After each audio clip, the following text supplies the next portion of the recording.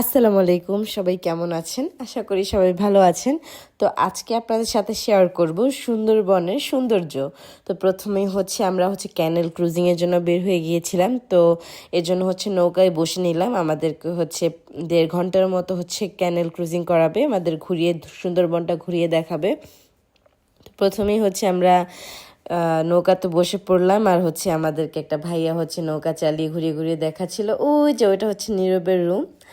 তো এখান থেকে দেখা যাচ্ছে, তো একটু ফটোশ্যুট করছিলাম, একটু ছবি টবি তুলছিলাম। বিশেষ করে এত সুন্দর জায়গা দেখলে সত্যি মন ভরে যায়। তো আপনাদের একটা জিনিস শোনাই।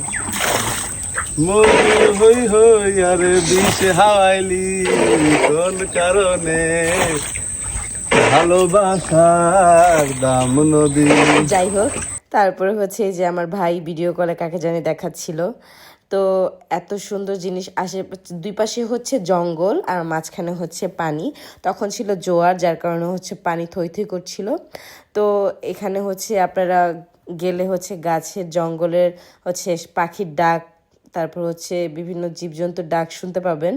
তো পাশে আর একটা রিসোর্ট তৈরি হচ্ছিল, তো সেখানেও আমরা গিয়েছিলাম রিসোর্টটা দেখার জন্য। যদিও এটা পুরোপুরি এখনও তৈরি হয়নি, এটা তৈরি হতে আরও কিছুদিন, মাসখানেক সময় লাগবে আমার মনে হয়। তো ইনশাল্লাহ এটা রেডি হলে অবশ্যই আমরা এটাতেও একবার যেয়ে ঘুরে আসবো, আর আপনাদের সাথে অবশ্যই শেয়ার করব।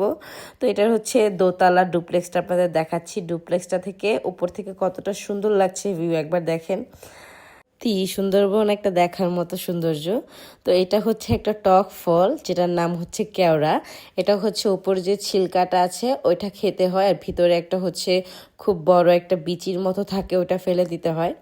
তো যাই হোক, আপনাদের সাথে আজকে অনেক সুন্দর একটা অভিজ্ঞতা আমি শেয়ার করলাম। সবার যদি ভালো লাগে অবশ্যই একটা লাইক করবেন।